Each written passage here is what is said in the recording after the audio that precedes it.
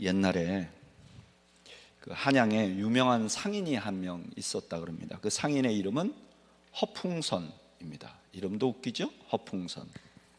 근데 이 사람이 어느 날 그 희한한 소식을 듣게 됩니다.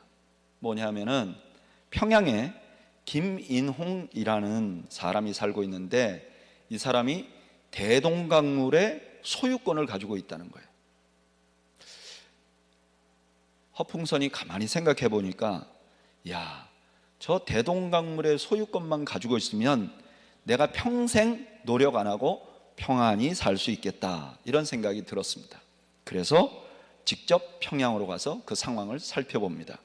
가보니까 김인홍이라는 보잘것없는 노인 하나가 갓을 쓰고 정말 대동강물 근처에 동문에 앉아 있습니다. 그랬더니 물지객꾼들이 대동강에서 물을 길러서 그것을 지고 가면서 동문을 지날 때마다 김인홍에게 엽전을 주는 겁니다. 어떤 물 장수는 엽전을 주지 않고 가자 이 김인홍이 막 야단을 칩니다. 허풍선은 가만히 보니까 저 노인이 좀 허술해 보였어요. 그래서 접근합니다. 그리고 현란한 말솜씨로 그분을 꼬입니다. 그런데 이 김인홍은 말도 어눌할 뿐만 아니라 자기 자신이 자식이 없어서 이거를 누구한테 물려줘야 되는데 참 큰일이라고 엉뚱한 소리만 계속 해야 됐습니다. 그러는 사이에 가치는 점점 올라와서 처음에는 1000냥으로 거래하려고 했다가 나중에 4000냥으로 결국 거래를 완성합니다. 그 4000냥은 당시에 황소 60마리를 살 수 있는 아주 거금이었습니다. 그러나 허풍선은 쾌재를 부릅니다. 야, 황소 60마리 정도 가지고 이 대동강물을 다 소유할 수 있으면 이거는 엄청난 이익이다. 저 노인이 이것의 가치를 진짜 모르고 저렇게 나에게 헐값에 팔았구나, 그렇게 생각합니다. 그런데 사실은 이 허풍선이 이 김인홍에게 속은 거죠. 이 김인홍은 이걸 미리 작전을 짜서 오래전부터 물지객꾼들에게 동전을 나눠주고 자기에게 주도록 시키고요, 그 수고비를 줘왔습니다. 그리고 이 김인홍이 그 유명한 봉이 김선달이었습니다. 오늘 성경의 본문에 바로 그와 매우 유사한 거래가 하나 등장을 합니다.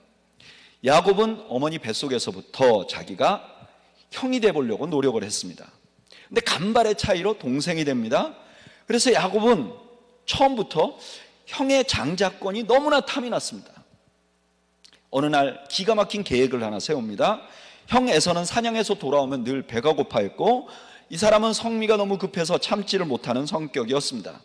야곱은 이것을 잘 봐뒀다가 이걸 이용해서 형의 장자권을 탈취하려고 합니다.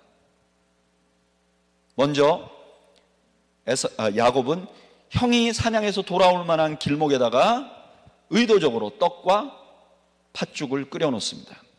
사냥을 하고 돌아온 에서가 너무 배가 고파서 막 죽을 지경이 되었는데 그때 거래를 합니다. 너무나 거래할 시기를 잘 잡은 거죠. 네가 나한테 장자권을 주면 내가 너에게 떡과 팥죽을 주겠다. 그래서 결국 야곱이 이 떡과 팥죽으로 에서의 장자권을 샀다는 이야기가 오늘 본문입니다. 오늘 이런 본문을 읽고 우리는 이때까지 이렇게 생각했어요. 아, 야곱이 아브라함의 계보를 이은 장자가 된 것은 이런 방식으로 에서의 장자권을 샀기 때문이구나, 이렇게 생각해 왔어요. 근데 조금만 생각해 보면 이게 참 말이 안 됩니다. 여러분, 하나님께서 주신 장자권이 내가 팥죽 한 그릇으로 사겠다고 말하면 이게 없어지는 겁니까? 예를 들면 내가 구원받았는데 이 구원받은 게 너무 힘들어, 구원받아서 사는 게 너무 힘들어. 근데 어느 날 불평으로 한마디 난 구원받기 싫어, 이랬다고 우리 구원이 없어지느냐? 그렇지 않습니다. 이건 성경의 말씀하고 정반대예요. 또 이 사건이 주는 교훈도 문제입니다. 여러분, 만약에 이게 맞다면 성경이 남을 속여서라도 남의 마음을 아프게 해서라도 하나님의 축복을 갈취할 수 있다, 그것이 정당하다라고 가르치는 것 같습니다. 여러분, 사실은 이것은 성경과 정반대의 가르침이죠. 그러면 도대체 이 일은 무엇을 말하고 싶어서 이렇게 말했는가? 왜 이런 사건을 기록했는가? 어떤 성경 본문이 이게 무슨 말을 하는지 정확히 이해하려면 두 가지 방법이 있습니다. 첫째는 문맥을 살펴보는 거예요. 이게 어떤 문맥에서 일어났는지 보는 겁니다. 오늘 우리가 읽은 본문은요, 창세기 25장 19절부터 26절까지의 쭉 이어지는 이야기입니다. 그러면 19절부터 26절까지 주제가 뭐냐? 이삭의 후예로 야곱이 선택됐다는 거예요. 이미 말했어요. 이삭의 후예로 야곱이 선택됐다. 그 다음에 오늘 본문이 나오는 거예요. 또 하나, 이 본문이 무슨 말을 하는지를 정확히 알려면 또 하나의 방법은 다른 성경이 이 본문을 어떻게 말하고 있느냐를 찾아보는 겁니다. 그런데 히브리서 12장 15절부터 17절에 보면 이 사건을 신학적인 관점에서 어떻게 보고 있는지를 기록해 놨어요. 다 같이 한번 읽어볼까요? 히브리서 12장 15절에서 17절 읽어보죠. 시작. 너희는 하나님의 은혜에 이르지 못하는 자가 없도록 하고 또 쓴 뿌리가 나서 괴롭게 하여 많은 사람이 이로 말미암아 더럽게 되지 않게 하며 음행하는 자와 혹 한 그릇 음식을 위하여 장자의 명분을 판 에서와 같이 망령된 자가 없도록 살피라. 너희가 아는 바와 같이 그가 그 후에 축복을 이어받으려고 눈물을 흘리며 구하되 버림받아 회개할 기회를 얻지 못하였느니라. 이 말씀에 쓴뿌리라는 말은 신명기 29장 18절에 나오는데, 신명기 29장 18절에 보면 이스라엘 백성 가운데 있는데 이 사람들이 실제로는 가짜예요. 그래서 이 가짜들이 다른 사람들에게까지 영향을 줘서 그 사람들도 믿음에 떠나게 하는 사람을 뭐라고 말하느냐? 쓴뿌리라고, 쑥뿌리라고 말했어요. 그런데 히브리서 기자가 그 말씀을 그대로 인용해 와요. 그러면서 교회 안에도 가짜가 있다는 거예요. 다른 자기만 가짜일 뿐만 아니라 다른 사람의 믿음도 없어지게 만드는 사람들이 교회 안에 있단 말이에요. 근데 그런 사람들은 두 가지 특징이 있어요. 첫째 특징이 뭐냐? 음행을 하는 거예요. 성적으로 타락한다는 거예요. 성적으로 타락하는 거 보면 이 사람이 원래 진짜가 아니었다는 걸 알게 된다는 거예요. 또 하나는 망령된 자라는 거예요. 망령되다는 것은 어떤 의미냐? 세속적인 것을 추구하는 것. 그러니까 신앙생활을 하긴 하는데 세속적인 것만 추구하는 사람. 근데 이런 사람의 대표적인 예가 누구냐? 에서라는 거예요. 근데 이 에서가 진짜가 아니라 진짜가 아니라는 걸 어떻게 증명했느냐? 세속적인 것을 추구한다는 것으로 추구하는 사람이었는데 그걸 어떻게 드러내게 됐느냐? 자기 장자권을 그냥 판 걸 보면 이 사람은 영적인 것을 추구한 게 아니라 세속적인 것만 추구하는 사람이라는 것을 알게 되었다는 거예요. 다시 말하면 에서가 장자의 고난을 소홀히 여기는 걸 보니까 이는 버림받은 사람이라는 증거라는 거예요. 자, 그럼 정리해보면 19절부터 26절까지는 야곱에게 장자권이 있다는 것을 강조한 거예요. 그러면 야곱이 에서에게 장자권을 샀다는 것은 무엇을 증명하는 것이냐? 에서가 원래 장자권이 없었다는 것을 강조하는 거죠.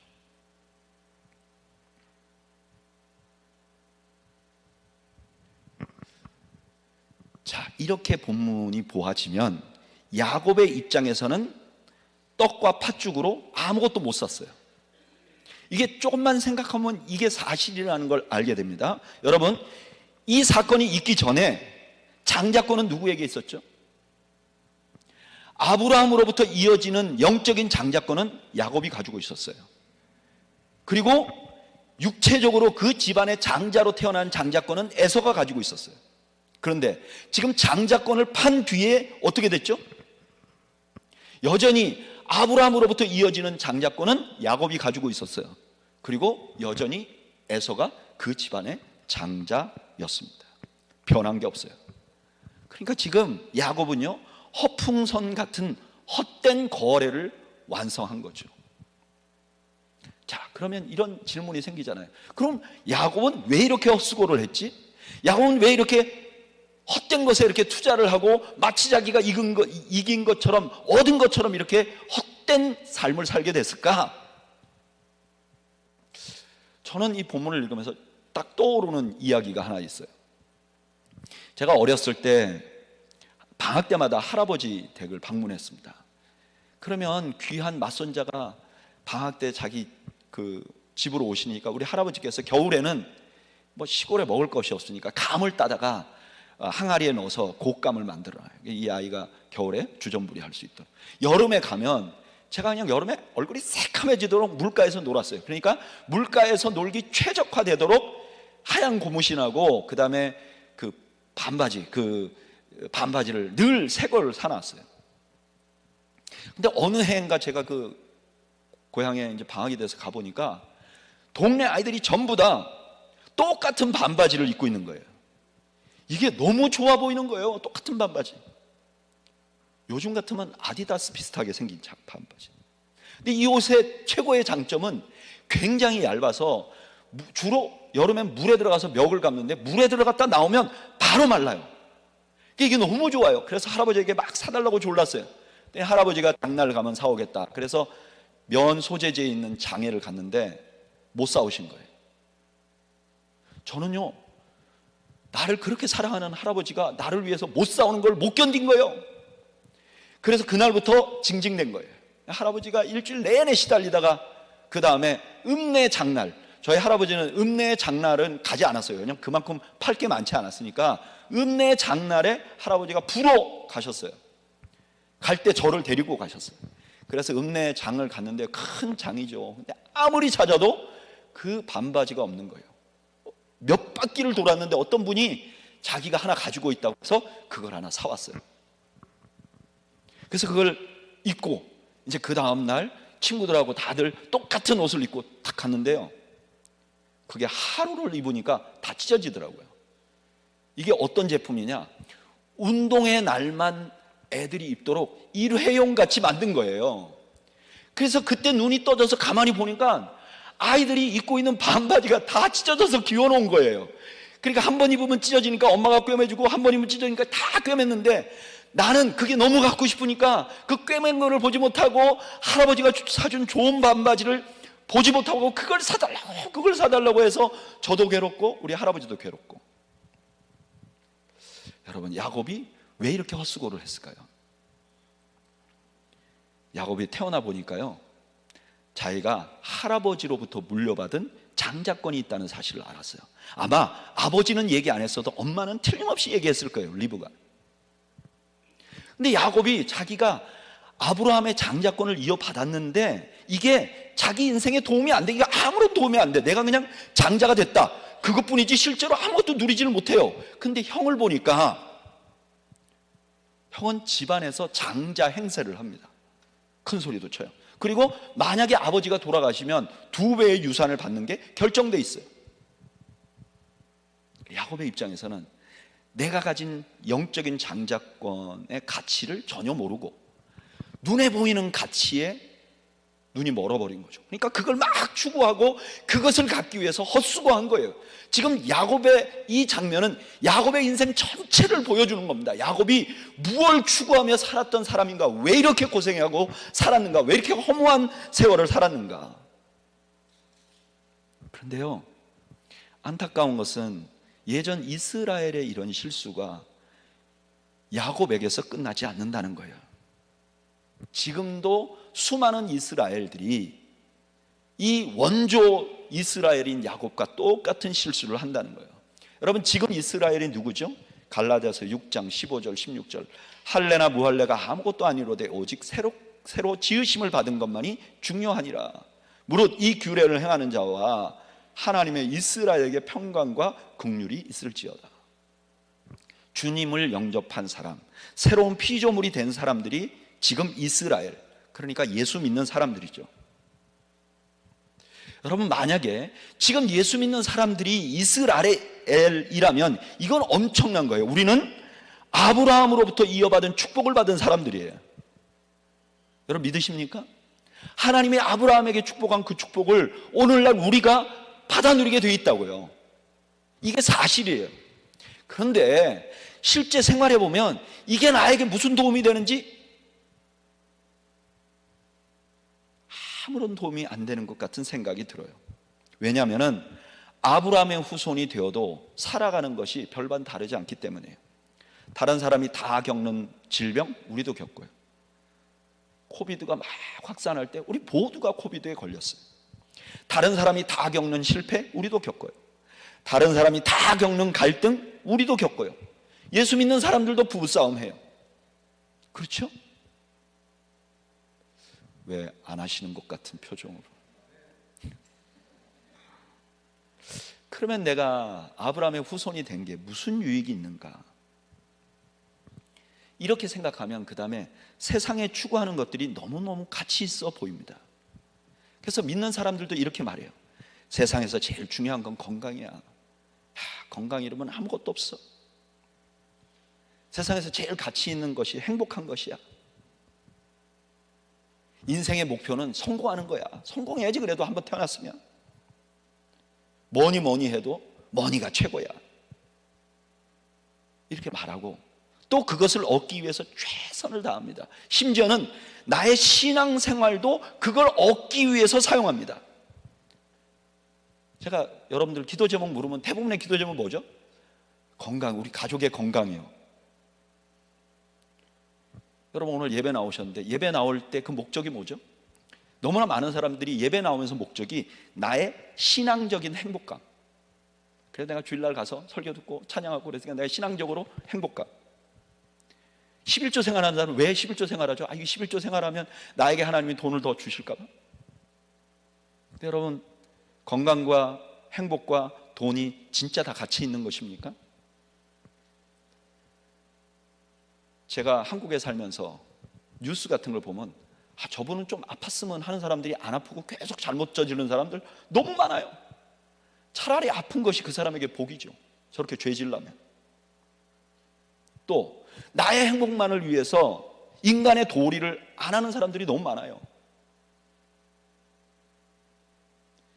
정의로운 사회가 될 수 없죠. 돈은 정말 한시적인 가치가 있는 것이죠. 솔로몬이 이미 말했잖아요. 전도서 12장 8절 전도자가 이르되 헛되고 헛되도다. 모든 것이 헛되도다. 그런데 아브라함이 후손이 되어도 계속해서 이런 걸 추구하며 살아가다 보니까 신앙생활하면서 살아가는데도 마음에 헛헛해요. 허무해.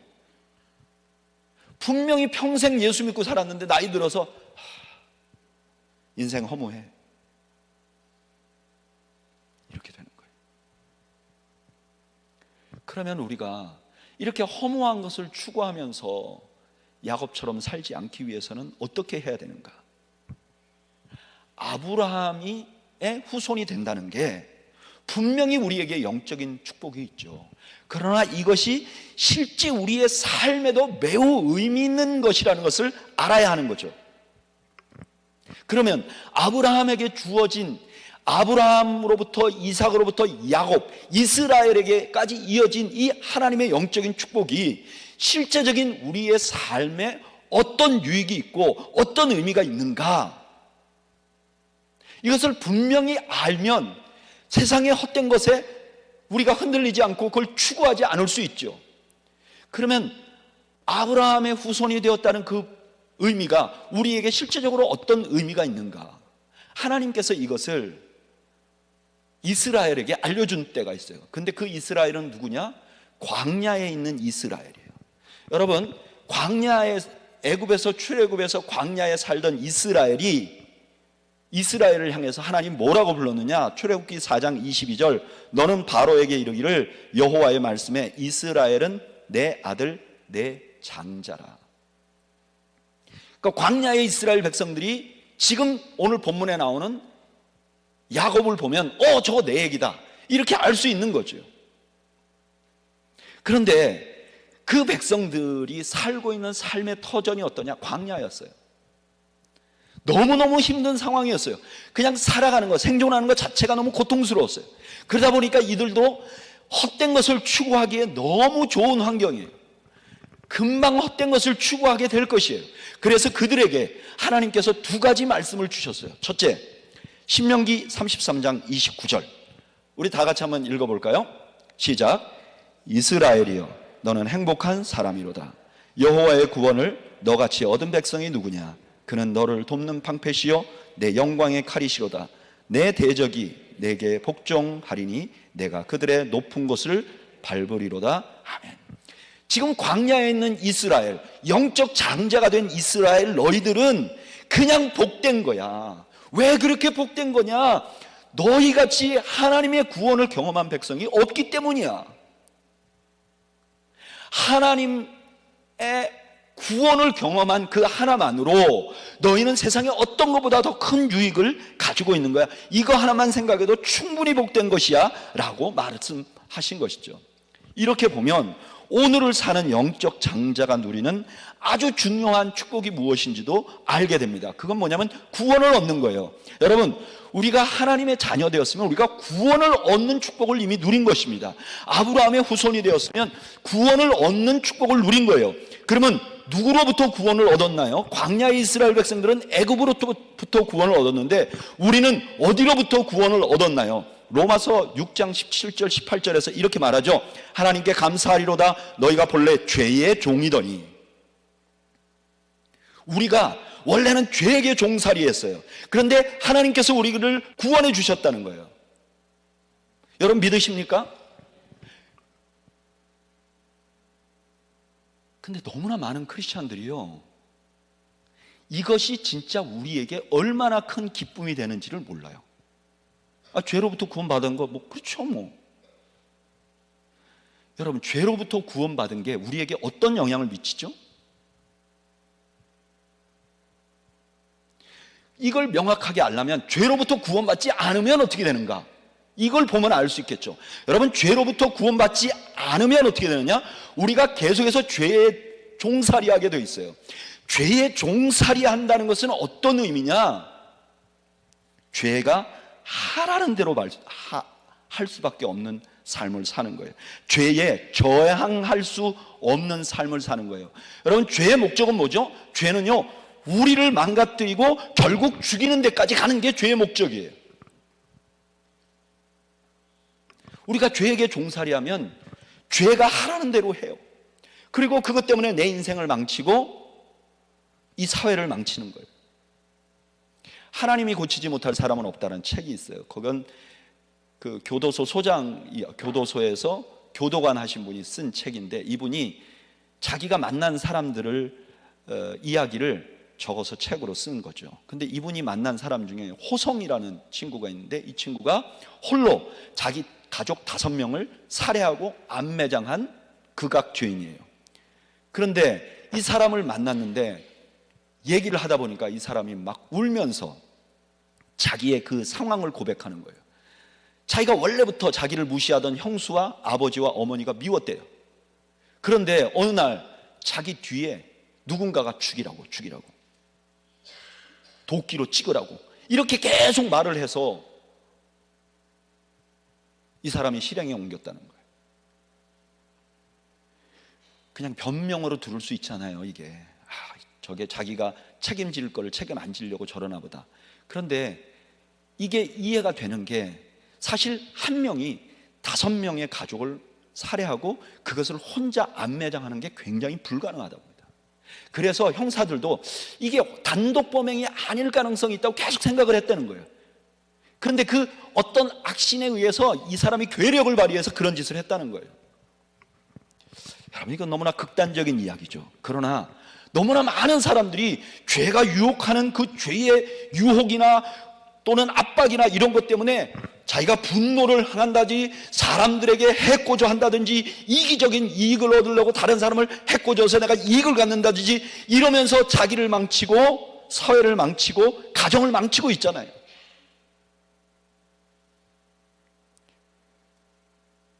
우리가 죄에 종살이 한다는 건 이런 겁니다. 죄가 끌고 가는 대로 무조건 따라갈 수밖에 없는 거예요. 그 다음에 죄에게 종살이 한다는 것은 어떤 의미냐? 내가 죄를 짓잖아요? 그러면 사탄이 이 죄를 가지고 우리를 계속해서 죄책감으로 괴롭힙니다. 이건 겪어본 사람만 알아요. 저는 신앙생활을 시작하면서 이 죄책감이 저에게 굉장히 큰 문제였습니다. 죄책감은요, 인생을 파괴할 만큼 무서운 겁니다.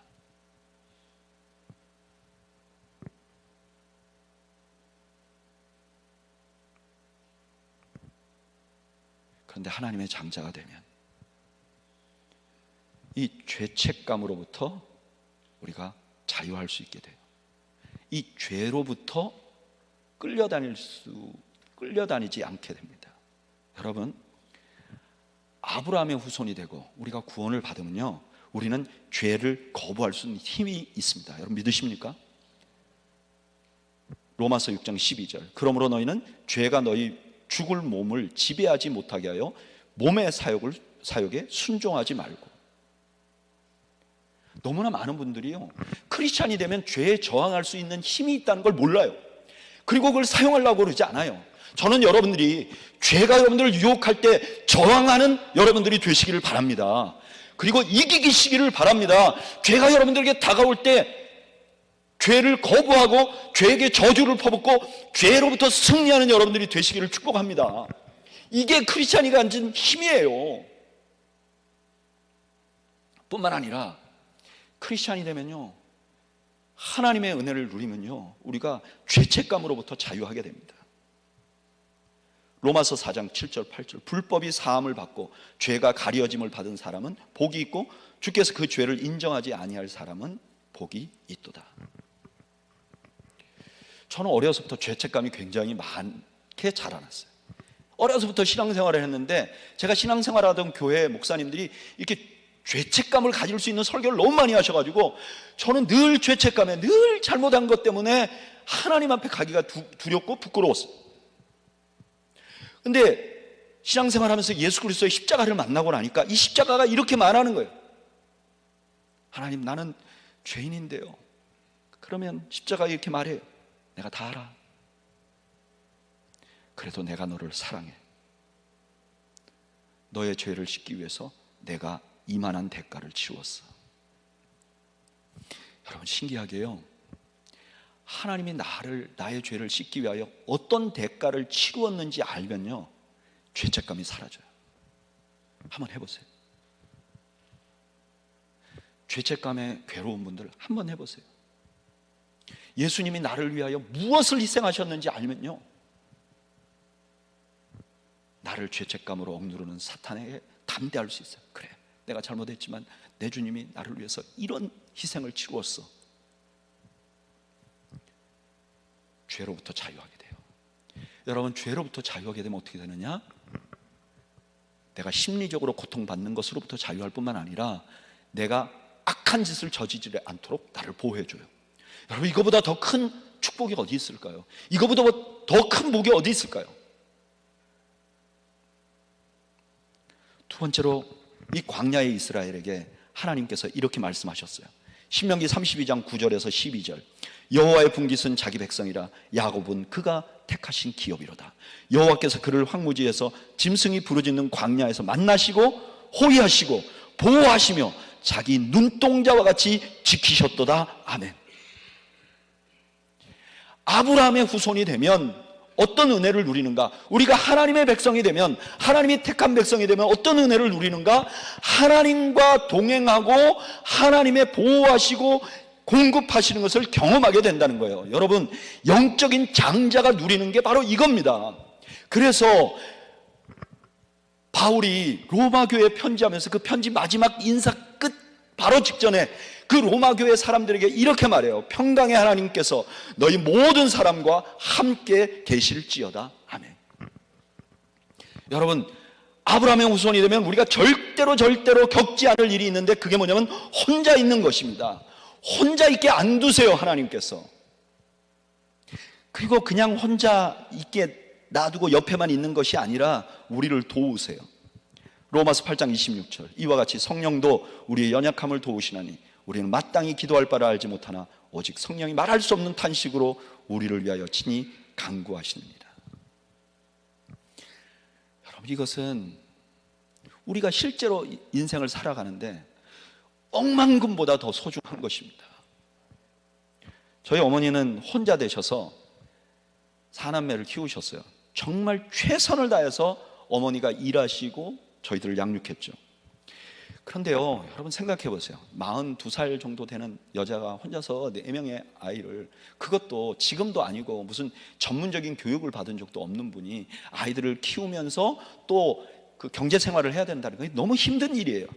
그러니까 어머니가 그 자기의 인생을 살아가면서 항상 역부족인 일이 닥치는 거예요. 자신이 도저히 해결할 수 없는 일이 닥치는 거예요. 그럼 어머니는 그때마다 기도하셨어요. 근데 어머니 기도를 들어보면 비슷한 레파토리가 있어요. 하나님은 성경에서 고아와 과부를 불쌍히 여긴다고 그러지 않았습니까? 여기 과부가 있습니다. 나를 불쌍히 여겨주세요. 과부 나를 도와주세요.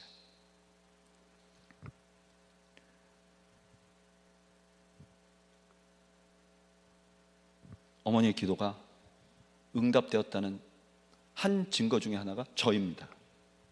제가 지금 목회를 하고 있는 목사가 된 것이고, 그리고 저도 우리 어머니를 닮아서 삶이 어려울 때마다 하나님 앞에 최대한 불쌍하게 보입니다. 하나님, 과부 아들이 여기 있잖아요. 날 좀 도와주세요.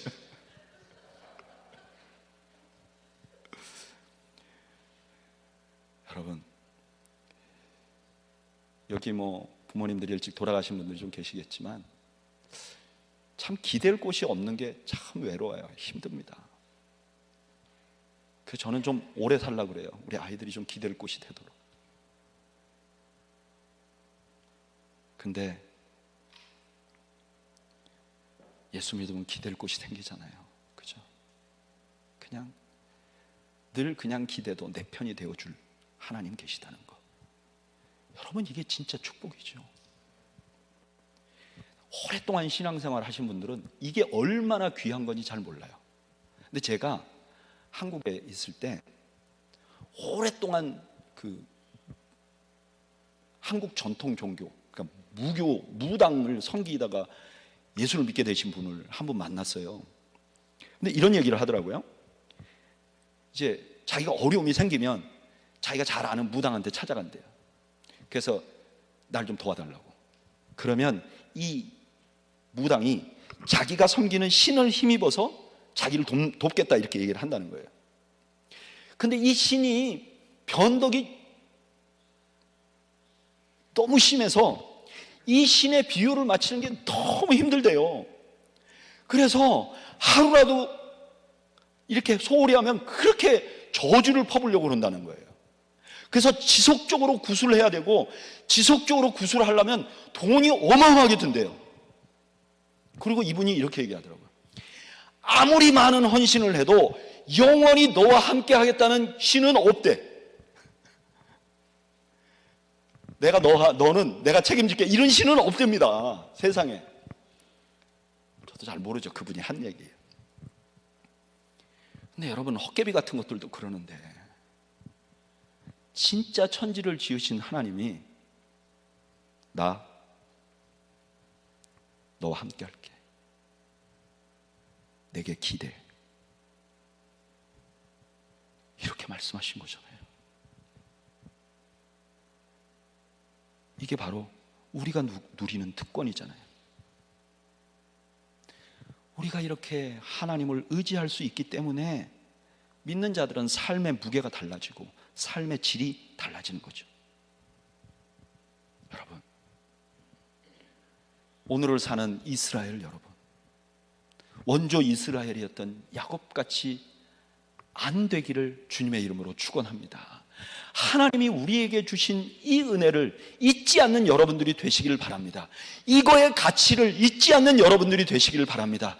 이것 때문에 세상 사람들이 생각하는 것이 얼마나 헛된 것이라는 걸 알고, 이것이 얼마나 중요하고 이것을 나에게 주신 하나님의 은혜 때문에 내 인생이 달라지고 내 삶의 관점이 달라지는 은혜를 여러분들 모두가 누리시기를 바랍니다. 그리고 이 엄청난 축복의 혜택을 여러분들의 삶에서 직접 경험하고 누리시기를 축복합니다. 주님 앞에 기대시기를 바랍니다. 주님이 돌보시는 걸 경험하시기 바랍니다. 죄를 이기시는 여러분들이 되시기를 주님의 이름으로 축원합니다. 우리 이 시간 잠시 우리 찬양을 좀 할 텐데요. 우리가 나 같은 죄인 살리신 주 은혜 놀라와 잃었던 생명 찾았고 광명을 얻었네, 그러면 이거 너무 그냥 뭐 그런 거지, 이거 옛날부터 많이 불렀던 거야. 아니요. 우리를 죄에서 구원해 주신 그 은혜는 정말 엄청난 것입니다. 우리 주님이 나를 위해서 주신 그 은혜를 한번 기억하면서 우리 한번 이 시간에 이 찬양을 드리겠습니다.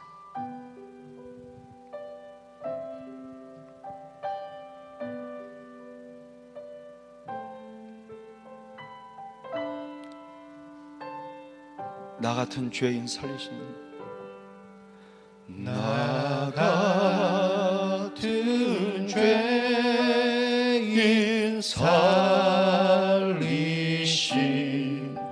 주의 놀라운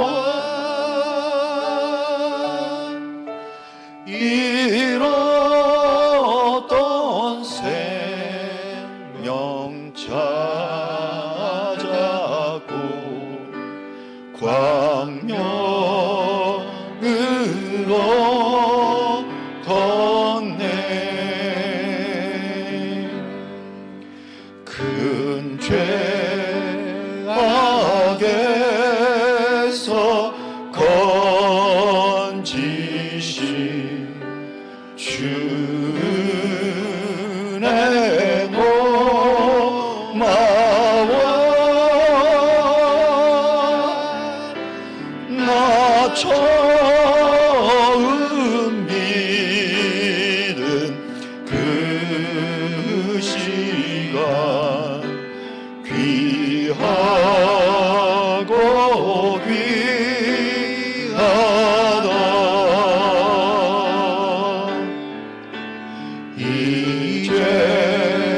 이제껏 내가 산 것도 주님의 은혜라 또 나를 장차 본향에 인도해 주시리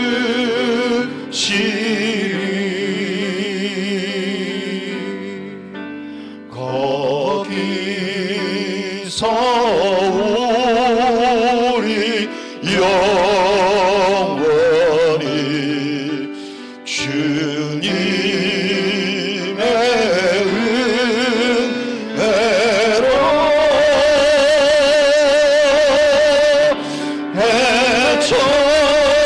해처럼 맑게 살면서 주 찬양하리라.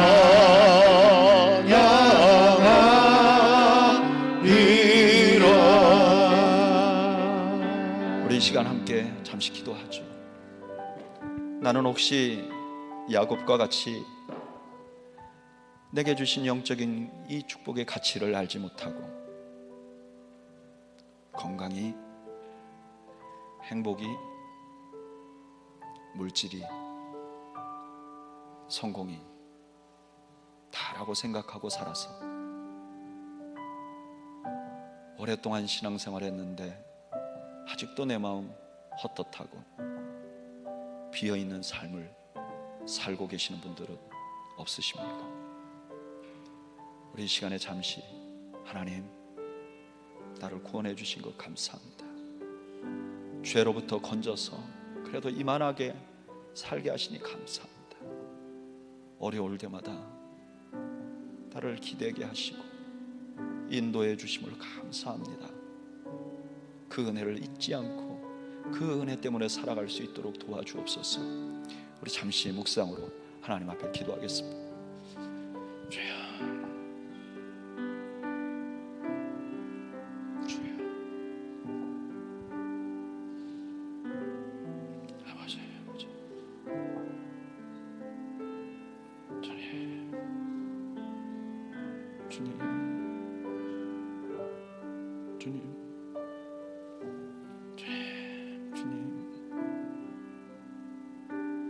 주님,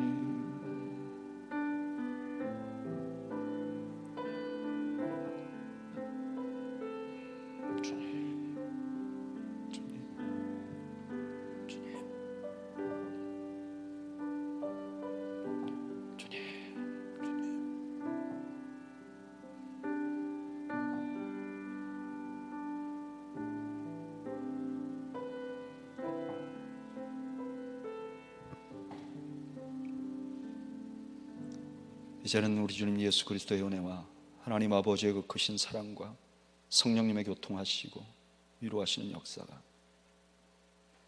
우리에게 아브라함의 축복을 주심을 감사하고 죄를 이기며 하나님 앞에 의지하고 살아가기로 다짐하는 주의 백성들 머리머리 위와 이들의 가정과 생업 위에 지금으로부터 영원 무궁토록 함께 있을지어다. 아멘.